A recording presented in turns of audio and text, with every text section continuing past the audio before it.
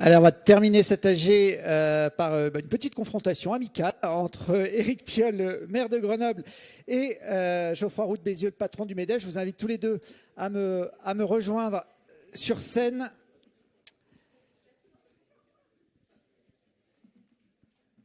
Alors, on ne va pas faire de débat politique, hein, c'était la semaine dernière pour les législatives, mais on va quand même confronter des points de vue qui, sur le papier, semblent assez opposés. Geoffroy Roux de Bézieux, vous avez dit à de nombreuses reprises. Oui, il faut mieux qu'Éric Piolle ait son micro également. On soit armes égales quand même. Tout à fait. Chacun son micro. Vous avez une bouteille d'eau, chacun également. Si c'est. Ça, par contre, c'est pas bon. Hein. Oui, c'est des bouteilles plastiques. Il faut arrêter les bouteilles plastiques. À chaque fois que vous mal. buvez dans une bouteille plastique, vous tuez un dauphin, donc faut arrêter. Bon, alors on n'aurait peut-être pas dû les mettre aussi visibles.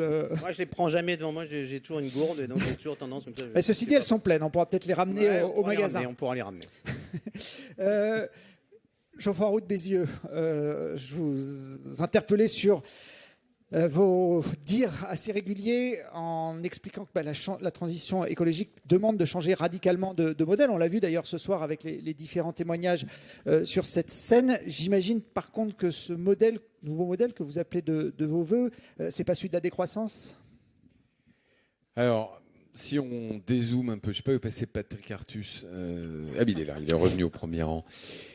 C'est assez simple à comprendre. L'économie de marché, depuis qu'elle existe, depuis 200 ans, a consisté à prendre de l'énergie, à brûler de l'énergie pour produire de plus en plus. Et quelle que soit la manière dont on regarde les choses, c'est plus possible. Ça ne peut plus marcher parce que, ça a été très bien expliqué, ça réchauffe la planète et on ne pourra plus vivre en 2050, 2070, 2080. Et puis, les ressources qu'on consomme sont finies. Donc, il faut changer de modèle. Mais effectivement, changer de modèle dans ma vision des choses, ça n'est pas passer à la décroissance. Alors, il faut peut-être s'entendre justement ce qu'on appelle la décroissance. Parce que la décroissance, ça considère, Patrick l'a assez bien expliqué, à réguler le comportement individuel des gens. Au fond, ça consiste à donner presque un compteur carbone pour chacun d'entre nous et dire, toi, t'as pris 2 vols à l'avion, on est le 15 avril, t'as plus le droit de prendre l'avion. Toi, tu fais 50 km par jour en voiture, t'as plus le droit de faire ces 50, maintenant tu passes à 10 ou tu y vas en vélo. Je ne crois pas à ça parce que je crois que ça créera une guerre civile dans nos pays puisque finalement c'est une atteinte à la liberté. Donc il faut que collectivement on arrive à produire. Alors je ne nie pas qu'il y a certains actes de production, de voyager, de consommer sur lesquels on peut être plus sobre, on peut faire mieux. Hein. Ça n'empêche pas la sobriété. Mais il faut que collectivement on arrive à continuer à voyager, à vivre, à produire, à consommer en faisant en sorte, par la technologie, de consommer moins d'unités d'énergie. C'est une sorte de croissance sobre. Donc voilà la vision que j'ai de cette transition. Et juste, si vous me permettez juste de compléter par rapport à ce qu'a dit Patrick. Oui, il a raison, on va détruire du capital. Oui, ce capital va être moins rentable. Donc économiquement, il a complètement... Je pense qu'il manque juste un facteur, et c'est peut-être la différence entre un économiste et un entrepreneur. Un entrepreneur, il est persuadé que l'innovation, le génie humain, au fond, trouvera des solutions là où il n'existe pas aujourd'hui. Donc ce qui est vrai aujourd'hui en statique, c'est-à-dire qu'effectivement, le capital qu'on va investir dans la transition va rapporter moins d'argent, voire pas d'argent, que le capital qu'on a investi dans les 50 dernières années. Donc ça veut dire, en statique, moins de rendement, plus d'impôts. C'est factuellement, mathématiquement vrai. Mais il manque un facteur dedans, c'est ce que j'appelle le génie humain, le fait que dans les 40 prochaines années, on va trouver des solutions qui n'existent pas encore, on va améliorer les process et on va retrouver une forme de rendement qui fera que tout ça sera possible. Puis il y a une dernière chose qui me paraît importante à dire, les entreprises, de gré ou de force, elles sont embarquées dans la transition. Elles sont embarquées... J'allais dire qu'elles le veuillent ou non, parce que ça a été aussi expliqué par les uns et les autres. Nos salariés nous le demandent, nos consommateurs nous le demandent, et surtout nos financiers nous le demandent. Il y a un petit truc qui arrive qui s'appelle la taxonomie, qui fait que de toute façon, si on n'a pas, d'une manière ou d'une autre, une stratégie de baisse de nos émissions, la boîte va s'arrêter, parce qu'il y a monsieur BPCE, monsieur Crédit Agricole ou monsieur, BNP, qui nous dira, non, c'est fini, là, le découvert, ça marche plus, machin, vous pouvez plus vous financer. Donc on n'a pas le choix. Là où je pense que c'est plus compliqué, parce qu'on ne dit pas la vérité aux Français, c'est les consommateurs.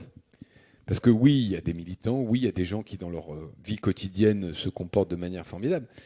Mais dans la réalité, contraints ou pas, les Français ont du mal. Parce que, j'entendais tout à l'heure Waga Energy qui disait on récompense ceux qui viennent en vélo. Mais enfin, il y a 78% des Français qui viennent en voiture au boulot, font en moyenne, je crois, 27 km. Et pour la plupart d'entre eux, il n'y a pas de substitution. Il n'y a pas de transport en commun. Et le vélo, ça ne marche pas, en tout cas pas. Donc, il faut embarquer nos concitoyens. Il faut les embarquer en leur disant la vérité, ça va coûter plus cher, c'est une contrainte. Parce que sinon, les entreprises vont mettre sur le marché des produits qui ne trouveront pas preneur. Si on produit plus vert, on produira plus cher, et on mettra des albums photos qui vont coûter plus cher parce qu'ils ont été produits pour telle ou telle raison avec des serveurs hébergés qui feront moins de... Et les gens diront, ben non, ça coûte plus cher, j'ai pas envie.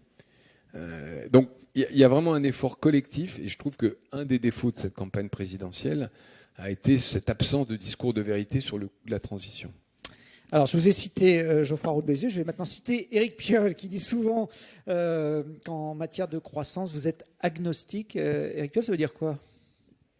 C'est qu'à chaque fois, on nous dit, tiens, les écolos, vous êtes décroissants, et en fait, moi, ça ne me parle pas. Je ne me sens pas vivre, ni comme humain, ni comme leader politique, comme un agent de développement de la croissance du produit intérieur brut.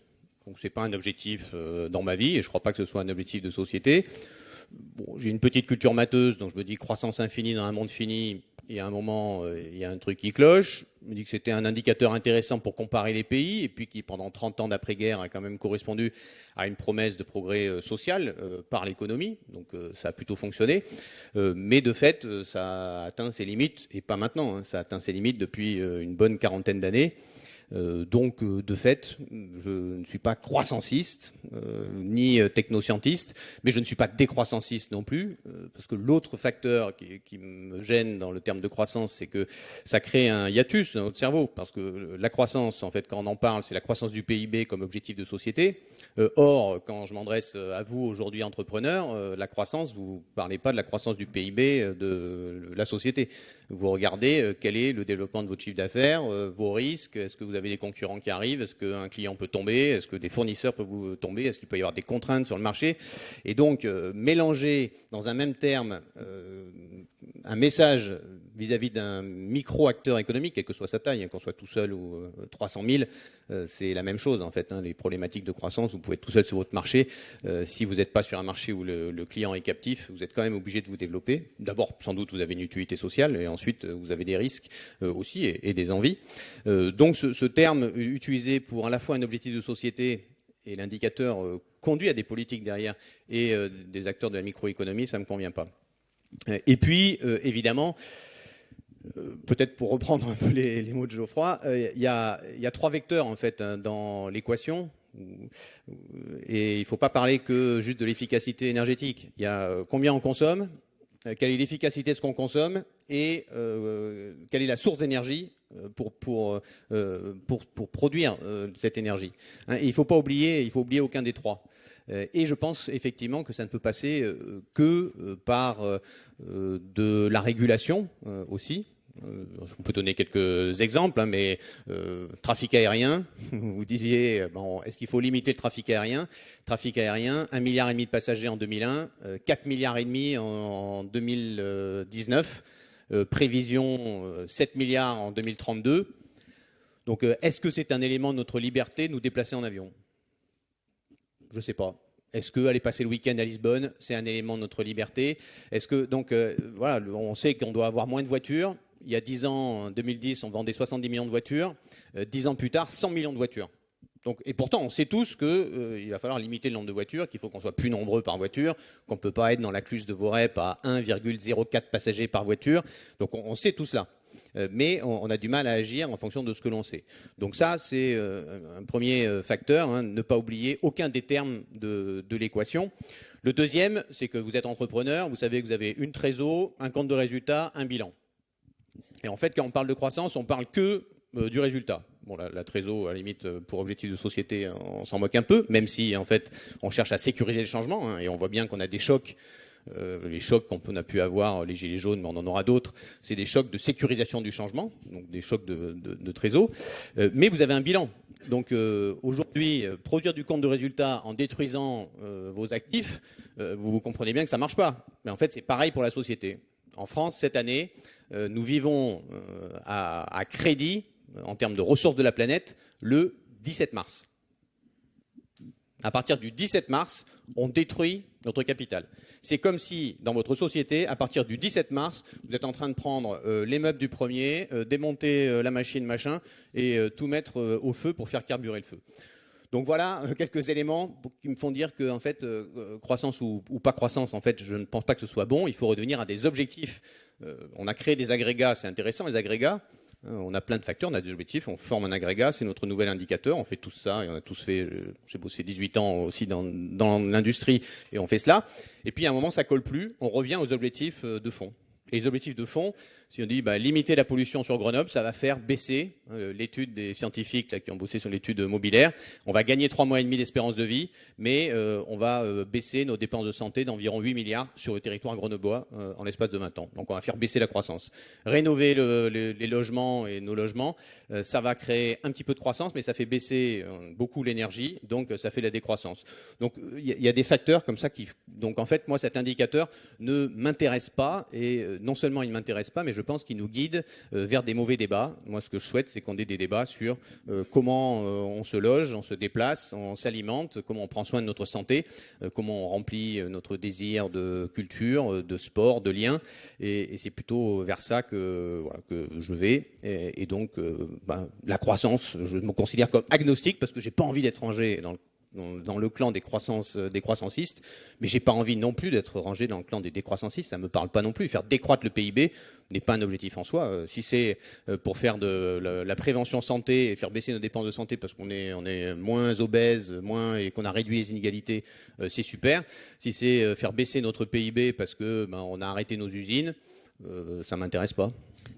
C'est un indicateur obsolète, Geoffroy Roux de Bézieux, le PIB. Oui, alors on aujourd'hui est un peu sur un autre débat. C'est est-ce que le PIB reflète, en gros, alors à la fois la santé économique du pays, mais aussi, on sait très bien que quand il y a effectivement une épidémie, ça fait croître le PIB parce qu'il y a plus de cannabis. santé. Depuis 2018, vous savez que le cannabis fait partie. Le gouvernement a décidé d'intégrer la consommation de drogue dans la croissance du PIB. Donc, plus vous consommez de drogue, plus vous faites croître le PIB. Ça, c'est depuis 4 ans. Et il y a toute l'économie informelle. Donc, mon sujet n'est pas tellement croissance du PIB versus décroissance du PIB. Je reviens, moi, à prendre l'avion parce que c'est un très, très bon exemple.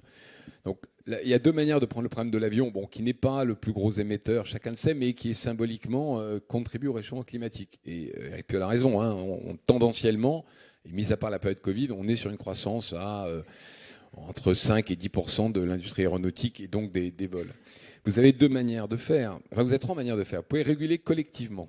Donc vous dites, j'interdis tous les vols, plus de temps, je limite ou je cape, etc. Donc ça, c'est un choix collectif d'un pays, d'un continent ou du monde. Du monde, je pense qu'on aura du mal. Après, il y a la régulation individuelle. Moi, j'y reviens parce que je sens beaucoup, alors peut-être pas chez Eric Piolle, mais de vos camarades qui sont sur cette... Il faut éviter de faire généralité parce que sinon je vais en faire sur vos camarades aussi et ça va être désagréable pour tout le monde. Je sais pas. Non, mais qui sont sur la régulation individuelle, c'est-à-dire le fait de dire une espèce de permis de consommer du CO2 par individu, qui n'est pas une idée idiote, parce que c'est vrai qu'il y a des inégalités de consommer. Mais là, pour moi, c'est le chemin vers la dictature. Parce qu'à un moment, on va dire quelqu'un, mais toi, tu n'as plus le droit de voyager. Toi, tu as le droit de voyager, tu n'as pas encore voyagé. Et on rentre assez vite dans des contraintes. Je prends l'exemple du voyage qui peut paraître un peu anecdotique, mais qui deviennent assez vite des contraintes non démocratiques. Et puis la troisième, c'est d'inventer l'avion zéro carbone. Et quand vous discutez avec Guillaume Faury d'Airbus, il vous dit, il y a 5 ans, je t'aurais dit ça, c'est juste impossible. Maintenant, il commence à voir l'horizon. Alors l'horizon, il est loin encore, il est à 15 ans. Mais si on y met l'argent qu'il faut, si on y met l'intelligence collective qu'il faut, quand on voit ce qu'on a réussi sur le Covid, collectivement, le monde entier s'est mobilisé et on a trouvé 3 vaccins, enfin il y en a d'autres mais qui ne marchent pas, mais 3 vaccins qui marchent. Donc je pense que la solution, elle n'est pas... Encore une fois, on peut faire de la sobriété comportementale. Et il y a beaucoup de choses qui, dans notre société, sont... Je prenais l'exemple tout à l'heure là, des chargeurs. Bon, c'est vrai qu'avoir des chargeurs différents en fonction des appareils est absolument débile. Donc il y a des tas de choses qu'on peut faire. Mais fondamentalement, moi je crois à la liberté, je crois que la solution vient non pas de contraindre les comportements, de réguler les comportements. Il peut y avoir un peu de régulation, mais de trouver des solutions qui permettent de continuer à voyager, à produire, à consommer. Je ne raisonne pas en pipe, je raisonne en vie quotidienne. Après, chacun est libre de son choix. Il y a des gens qui vont dire, moi, j'ai pas envie de prendre l'avion parce que j'ai pas envie de... Mais il faut laisser le choix à chacun et donc trouver les moyens pour faire de l'avion propre, pour faire de la voiture propre, pour faire, etc., etc.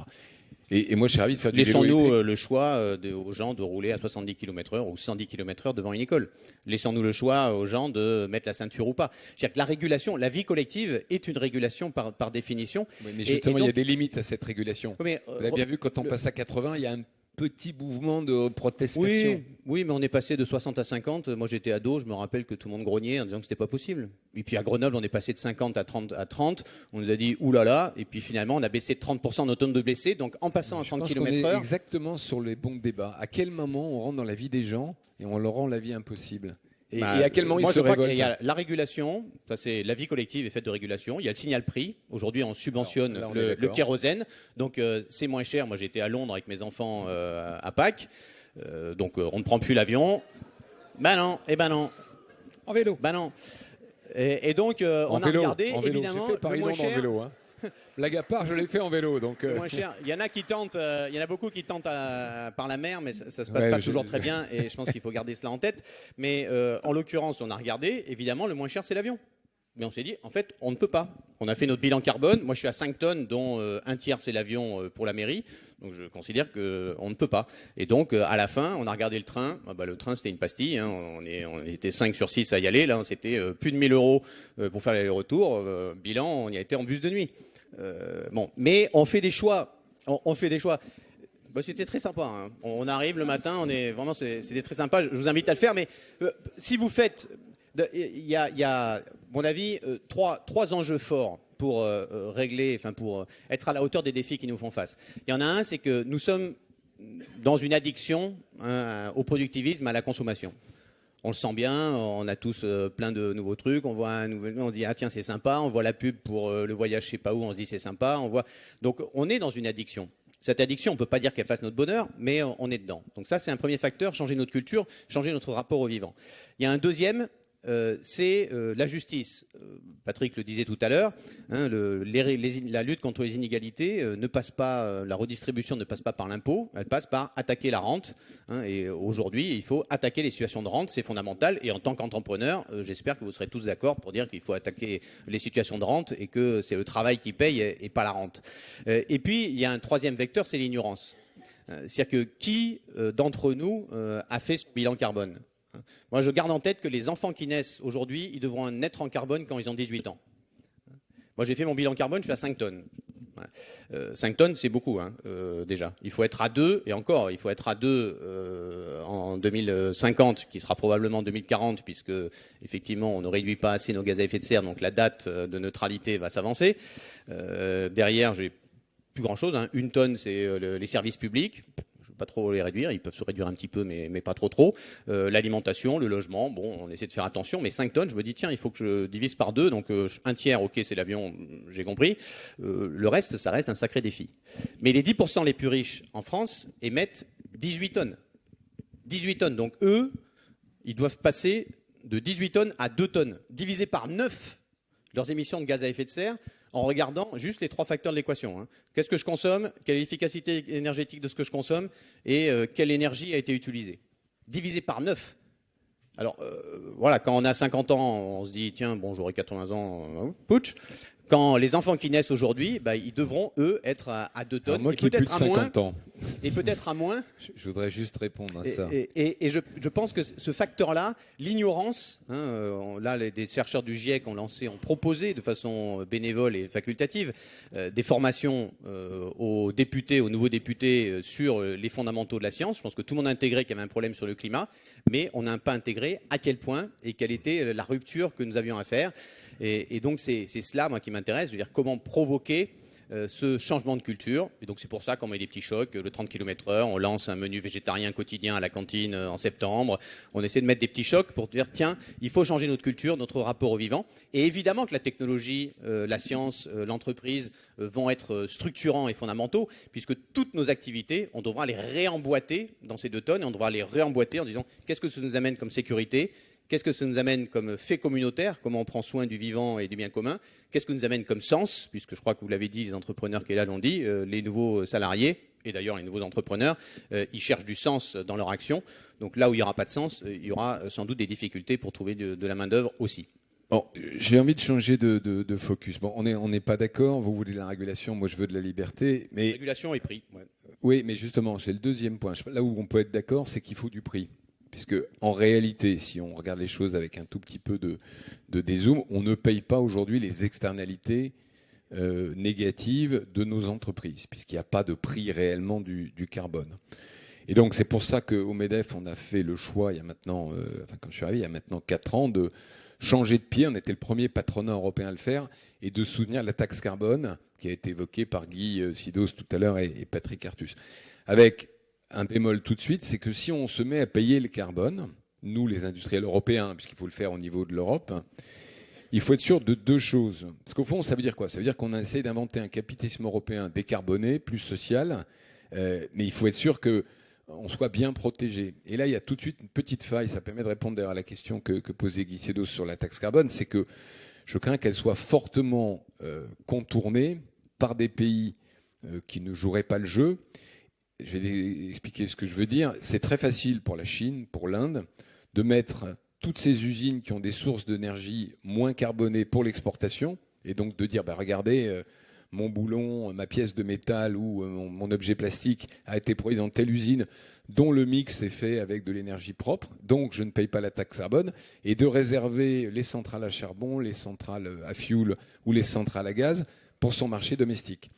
Donc il faut qu'on soit très vigilant collectivement. Mais là où je serais prêt à aller dans la même direction qu'Éric Piolle, je ne sais pas s'il y a des journalistes, que je ne voudrais pas non plus me faire démolir en sortant, c'est que s'il n'y a pas de signal prix, pour le consommateur comme pour le producteur, on ne bougera pas les comportements.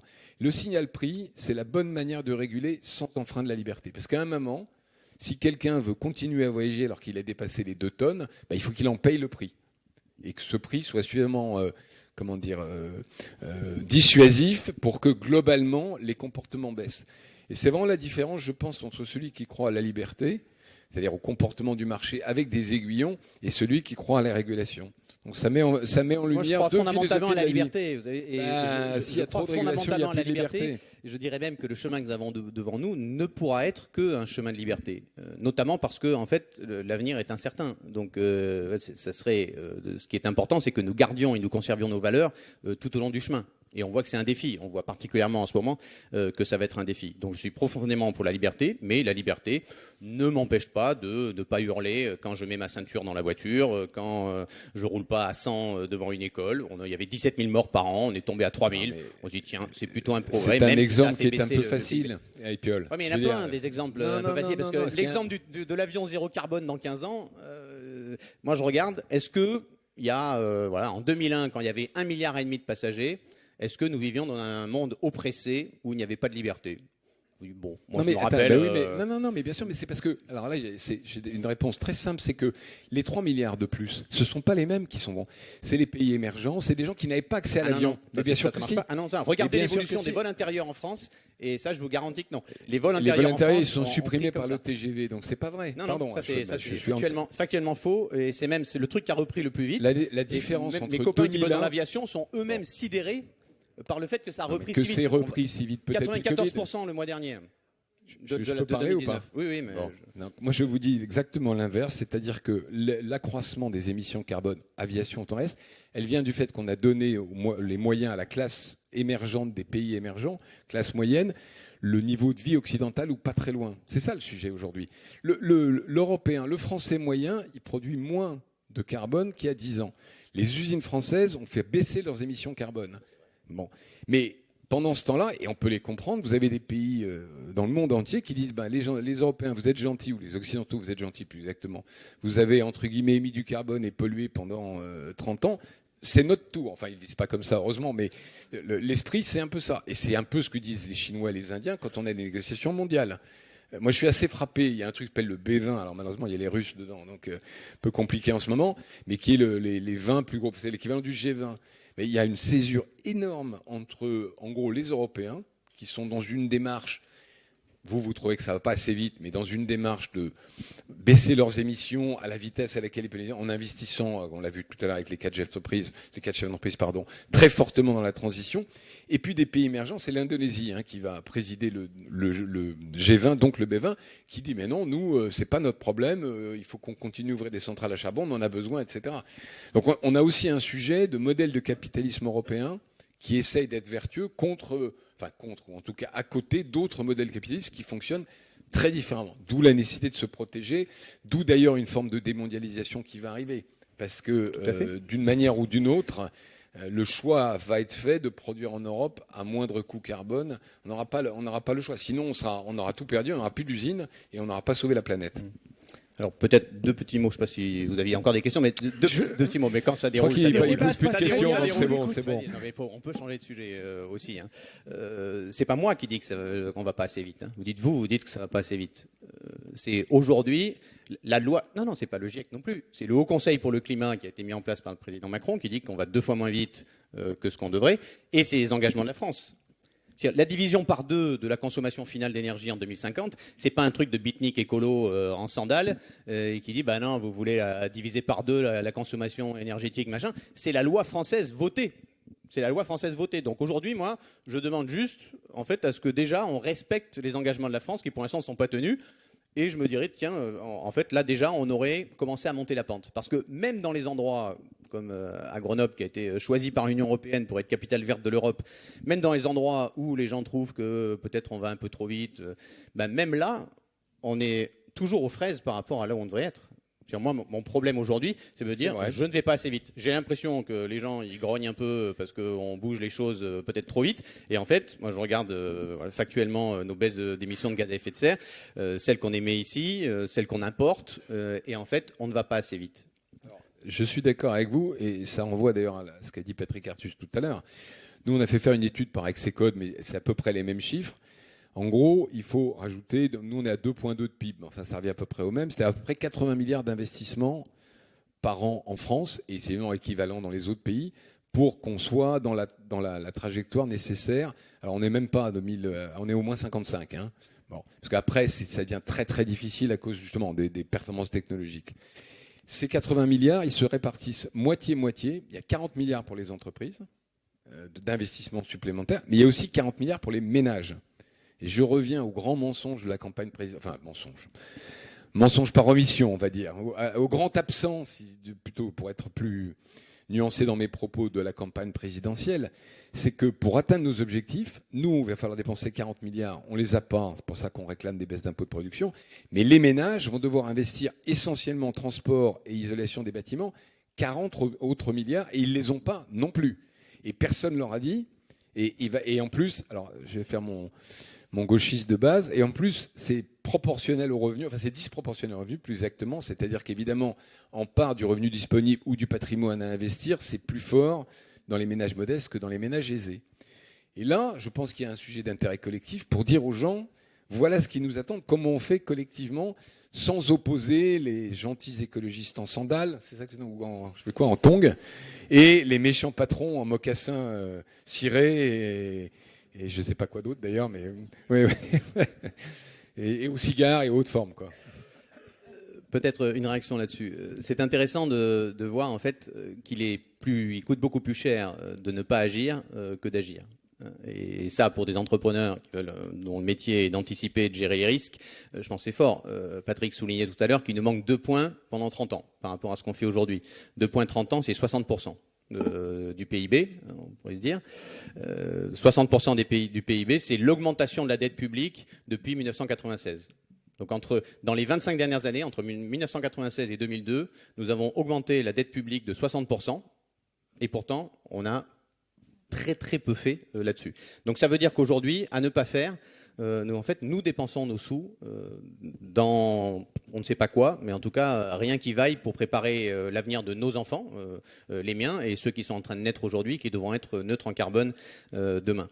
Et puis un autre point, puisque vous soulignez la question des inégalités. La question des inégalités, elle est centrale parce que aujourd'hui, les 63 milliardaires français émettent avec leur patrimoine autant de CO2 que les 50% des Français les moins fortunés, à 63. Alors, je suis un peu de mauvaise foi, les uns, puisque c'est leur patrimoine et leur patrimoine économique qui fait vivre plein de gens. Hein. Donc, mais par contre, les 10% les plus riches, si on prend les ménages, les 10% des plus riches, ils émettent, eux, 4 fois plus, plus de 4 fois plus, que les 50% les moins fortunés. Donc ces inégalités-là, qu'est-ce que ça veut dire? Ça veut dire que l'accumulation de patrimoine génère d'une part de la rente, d'autre part des émissions de gaz à effet de serre. Quand on a décidé, c'est pas moi, hein, mais la limitation des salaires dans les entreprises publiques à 450 000 euros, je pense que c'était en 2012, en fait c'était une bonne mesure pour la réduction des inégalités, une bonne mesure pour l'usage de l'argent public pour les entreprises publiques, mais une bonne mesure tout court pour dire que en fait, les revenus qui sont excessifs génèrent des gaz à effet de serre, génèrent des situations de rente. Et moi, j'ai vécu ça. Après, vous allez dire, tiens, la personne qui a investi, etc. Mais l'actionnaire qui a investi et créé son entreprise, c'est autre chose, mais c'est un cas très particulier. J'ai vécu, moi, dans des entreprises, des grands groupes américains, où personne n'avait investi dans l'entreprise, hein, ou par l'actionnariat salarié, mais on était tous salariés, y compris le directeur général qui prenait 40 millions. C'est pas lui qui avait créé l'entreprise avec ses petits bras. Donc, il y a la différence entre ceux qui créent une entreprise et ceux qui, derrière, en sont salariés. Et aujourd'hui, on a un vrai problème de répartition des revenus. Et moi, je suis favorable. Dans les temps de crise, ça ne va pas forcément, là aussi, faire plaisir. Mais comme Patrick Artus a dit que déjà, plusieurs choses qui ne faisaient pas plaisir, on continue. Roosevelt, quand il prend le pouvoir en 1932, il met un impôt marginal sur le revenu à 90%, parce qu'en fait, il considère que c'est nocif pour la société. Non, pas en 32. Moi, je considère que les revenus, au-delà, comme Rockefeller, qui disait qu'il ne voulait pas investir dans les entreprises où les écarts de salaire étaient plus de 1 à 20, et que limiter les salaires à 450 000 euros, pourquoi pas, en fait, parce qu'aujourd'hui, les salaires supérieurs, au-delà du fait que je ne sais pas ce qu'on en fait, mais les salaires supérieurs émettent des CO2 et créent des situations de rente qui sont nocives pour les communautés humaines, nocives pour le vivant, nocives pour les gaz à effet de serre. Alors c'est un peu disruptif, mais je pense que c'est ça ou d'autres situations qui seront beaucoup plus complexes. Éric Piolle vient d'illustrer le problème des écologistes français. Pas que français, parce que nos copains allemands sont pareils sur la limitation des hyper hauts revenus. Les copains allemands, je les connais un tout petit peu, ils sont beaucoup plus proches de l'économie de marché. Non. Ah mais nous on est pour l'économie de marché. Hein. Vous avez eu la parole, je vais peut-être avoir mon temps de parole. Et je laisse sous-entendre rien du tout, je dis des choses. Non mais c'est tout le problème de l'écologie en France. C'est que c'est un sujet beaucoup trop sérieux pour le laisser aux écologistes en fait, en réalité. Pourquoi ?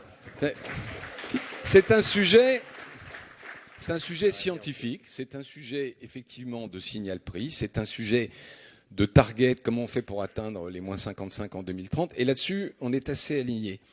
Vouloir mélanger un combat politique, donc sur les inégalités comme vous le faites, ou un combat culturel comme le fait votre collègue Sandrine Rousseau, ça fait en sorte que les gens se rebellent, ne votent pas pour vous. Et du coup, je crois qu'à chaque fois que Mme Rousseau prend la parole, ça fait reculer la cause écologiste auquel je crois dans ce pays. Non, je vous le dis, attendez, j'ai pas fini. Vous décalez un peu le sujet, là, quand même, en parlant de Sandrine Rousseau. Mais parce que pour moi, c'est... On confond deux choses. Vous dites, et je peux entendre parfaitement ce point de vue, de dire la répartition de la richesse doit être différente. C'est un point de vue qui se défend, qui est honorable, qui est d'ailleurs un vieux débat qu'on a eu depuis 30 ans entre sociodémocrates et libéraux. Quelle est la bonne répartition ? Quel est le bon salaire maximum ? C'est un sujet très compliqué parce que honnêtement, on peut confondre morale et efficacité. Et effectivement, quand on rémunère les gens pour le risque qu'ils prennent, ils créent de la valeur, etc. Mais quelquefois, c'est un risque qui est une rente, donc c'est pas mérité. On peut en débattre pendant très longtemps. Mais le confondre avec le sujet de l'émission carbone est une erreur. Pourquoi ? Parce que c'est pas parce que M. Arnault possède, je sais pas quelle est sa fortune, 300 milliards, qu'il va prendre l'avion 300 000 fois plus qu'un quelqu'un qui n'a pas d'argent. Ces statistiques de Oxfam sont une manipulation mentale. Allez, laissez-moi finir. Vous avez envie de répondre, vous avez droit à votre tour. Ces statistiques de Oxfam ou d'Attaque, je crois que c'est d'Oxfam, sont une manipulation. C'est pas parce que vous plafonnez le salaire des dirigeants d'entreprises publiques qu'il y aura moins d'émissions de carbone en France. Vous savez très bien que les chiffres ne disent pas ça. Les chiffres disent qu'il faudrait effectivement interdire les voitures, rénover tous les logements, interdire l'avion. Là, on aura un effet. Ou fermer toutes les usines, on aura un effet. Mais comme vous avez un combat qui est, encore une fois, que je peux juger honorable, compréhensible, ça, mais qui est un autre débat. Dans le débat public, malheureusement, et je le regrette, on n'arrive pas à avoir un débat. Il devrait plus. Je vais même faire une petite provocation pour finir. Il devrait plus y avoir de parti écologiste. Non, mais il devrait plus y avoir de parti écologiste parce que finalement, le rôle des écologistes a été d'être des lanceurs d'alerte entre René Dumont, c'est 74, je me trompe pas. Voilà. Depuis René Dumont jusque où on a commencé à prendre sérieusement les choses, moi je dirais il y a 5-6 ans, le monde économique a commencé à se mobiliser, vous avez eu un rôle de lanceur d'alerte extrêmement utile. Mais maintenant, en combinant un combat politique de gauche, on va dire, et cette cause, vous desservez la cause. Et c'est vrai, moi, je vois des patrons qui sont rétifs, qui ne sont pas dans le changement à cause de ça. Donc, je propose de supprimer le Parti écologiste. Bon, de toute façon, avec les 5%, pas très très loin. Ah, on s'est refait financièrement, là. Et que vous rejoigniez le MEDEF et que vous aidiez les entreprises à se transformer, ça sera plus utile pour la cause de l'écologie. Alors, quelques petites réponses. Voilà, Éric Piolle, pour conclure, puisqu'on on arrive à l'issue. Allez, oui. Pour conclure, d'abord, petite boutade, effectivement, si on va à la vitesse à laquelle pour l'instant vous êtes allé, moi je suis très très inquiet. Parce que le rapport de Stockholm, Meadows, sur pas de croissance infinie dans un monde fini, c'est 1972. Rio, 20 ans plus tard. Tiens, on a un problème, on va faire le GIEC. Paris, on va se donner des objectifs communs 23 ans plus tard. Donc à la vitesse à laquelle vous arrivez à vous transformer, je pense qu'on sera tous carbonisés. Donc moi, par définition, je dis effectivement, il faut penser la production, il faut penser la consommation, il faut penser l'évolution culturelle, mais on ne peut pas laisser aux entrepreneurs ni aux personnes les plus riches. Souvent, ils me disent, mais pourquoi tu t'associes avec des fous de la France Insoumise, de machin, de trucs et tout. J'en dis, mais en fait, chers copains, puisque moi j'ai 49 ans, donc ma génération qui a continué, ceux qui n'ont pas quitté la vie économique comme moi, bah, ils ont continué à progresser. Et dire, si j'attends que ce soit vous qui transformiez le monde à la vitesse à laquelle vous transformez, comme en fait vous n'êtes pas super enclin à redistribuer les cartes, ni à l'échelle internationale, ni à l'échelle locale, et ben en fait on n'ira pas assez vite. Donc premier point. Deuxième point sur, c'est pas parce qu'on a beaucoup d'argent qu'on prend beaucoup l'avion. Il y a un petit site que je vous invite à aller voir sur Insta. Ben oui, non, c'est Pinot. Non, mais vous dites, À vous avez l'échelle cité du monde, Arnaud. c'est que dalle. Non, mais là, c'est vous avez cité Arnaud, moi je suis de Pinot. Pinot, au mois de mai dernier, vous savez combien il a émis de tonnes de gaz à effet de serre juste avec son avion ? 176. Non, c'est Supprimez Pinot, vous n'avez pas résoudre le problème. Vous avez pris l'exemple d'Arnaud. Non, mais supprimez Arnaud. 160, vous voyez bien que c'est pas parce qu'on a l'échelle de du l'argent problème. qu'on prend l'avion. Je dis juste que François Pinault, au mois de mai, a émis juste avec son avion, je ne sais pas ce qu'il a fait, qu'est-ce qu'il a mangé, dans quoi il a habité, etc. Mais juste avec son avion, 176 tonnes de CO2. Donc le bonhomme, en un mois, pour ses déplacements, juste en avion, parce qu'il a pris d'autres déplacements, j'imagine, il fait l'équivalent de 100 personnes. Et puis, effectivement, il y a un combat de gauche de lutte contre les inégalités, sans doute, mais ma raison est double. Je dis, évidemment, je veux ça parce que je veux de la redistribution, mais je veux ça parce que c'est nocif. Cette accumulation d'argent est nocive. L'usage de cet argent, de ces salaires exorbitants, génère des gaz à effet de serre. Donc c'est une double raison. Une raison de réduction des gaz à effet de serre et une raison sociale. Et puis troisième vecteur, je finis là-dessus, trop sérieux pour le laisser aux écologistes. Ça me rappelle un dessin de Cabu. Cabu, il est mort dans les attentats contre Charlie en 2015, mais il y a 20 ans, il avait fait un petit débat, un petit dessin. 2 dessins identiques. Il y a un monsieur très sérieux qui aurait pu ressembler à Geoffroy Roux de Bézieux, beaucoup moins beau que Geoffroy Roux de Bézieux, qui était très sérieux avec ses dossiers. Puis il y avait un écolo qui arrivait comme ça, il dit la planète machin, il dit laissez les passéistes là comme ça suffit. Et puis il y a le même dessin, qui est donc des années après, où il y a c'est le même dessin, donc il y a le même bonhomme très sérieux qui passe avec ses dossiers, et l'écolo qui est toujours à côté, il dit laissez, c'est trop sérieux pour les écolos. Donc en fait vous n'allez pas assez vite, et je travaillais donc ça bouge, mais nous avons un problème. Les entreprises toutes seules ne peuvent rien. Nous avons aussi besoin d'un cap politique, nous avons besoin d'un État stratège, c'est ça qui nous manque, et là avant de voir émerger un État stratège vu la situation du pays, effectivement ça va être compliqué. Donc nous ne pouvons pas attendre après Paris 2015, qui a été lui-même à 20 ans après Rio, 20 ans après Stockholm, nous ne pouvons pas attendre encore 20 ans pour atteindre l'avion zéro carbone, la voiture qui ne consommera pas de matières premières et qui nous télésportera, et je ne sais quoi d'autre. Et en fait, pour moi, ma vie, et je pense qu'on l'a senti pour le Covid, mais notre rapport au vivant va changer. On sent que nos aspirations, c'est pas que en fait d'avoir plein d'objets. C'est de se dire comment on vit, les trucs qu'on fait avec les copains, la marche qu'on fait dans la nature, tout ça. Et c'est pas une dégradation de la mode de vie, c'est pas de la décroissance. C'est juste revenir sur le sens et, comme le dit Bruno Latour, réemboîter nos activités dans garantir des sécurités, chérir le bien commun, nourrir le vivant. Il y a 10 ans, quand j'ai commencé la politique, mes premières conférences s'appelaient « Prospérité sans croissance ».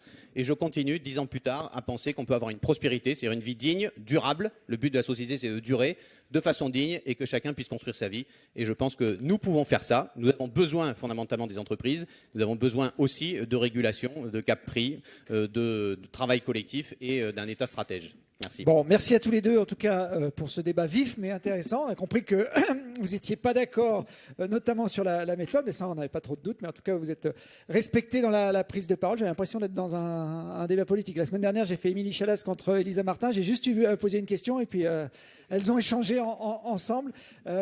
Sophie Sidos, peut-être pour finir cette AG.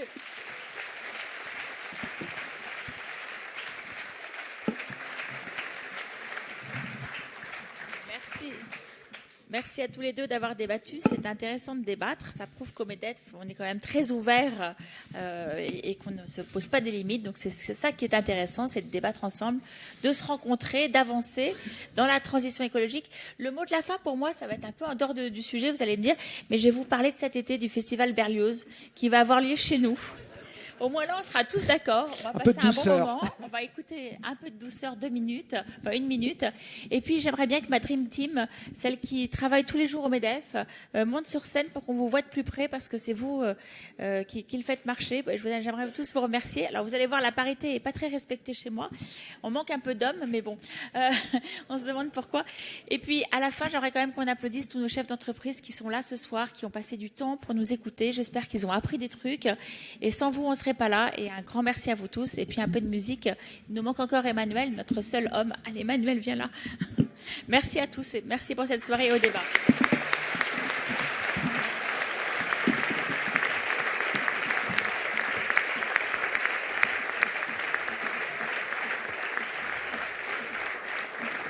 Amandine, là-haut, il y en a encore. Il en manque encore 2 ou 3 là.